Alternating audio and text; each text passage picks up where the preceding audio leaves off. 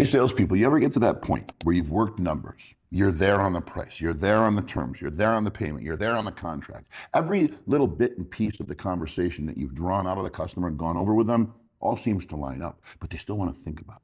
They still want to go talk to their wife. They're still objecting in some capacity. I'm going to teach you a technique to solve that. It's called an anchor question. Anchor meaning root us into the ground so we don't go anywhere. Let's make sure we know where we are. And it goes something like this. Hey, Mr. Customer, let me ask you a question. You said the payment on the Ford F-150 is good? Yeah. And the down payment's right about where you want to be? Uh-huh. Okay.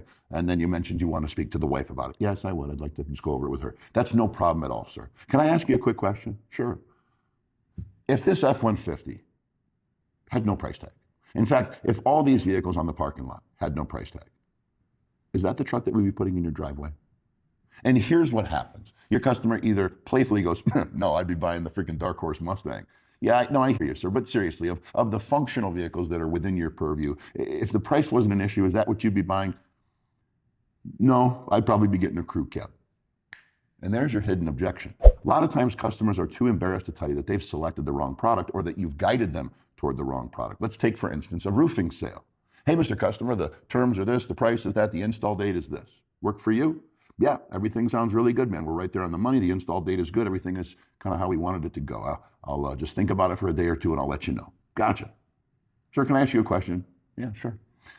If this roof didn't cost any money, frankly, if it was being donated to you by charity, are we the roofing company that you'd be going with? Yeah, no, 100%. Okay.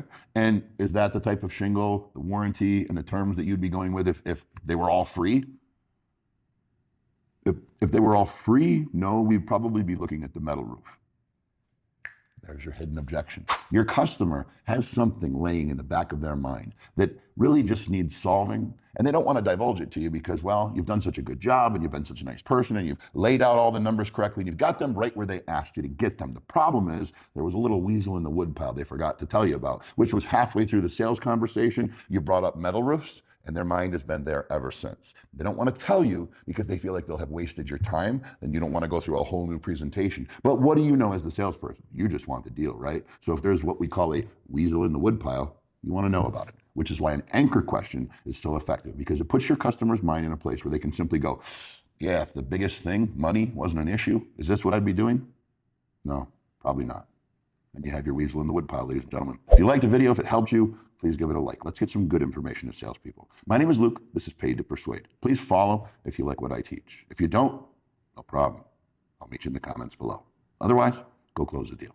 Happy selling.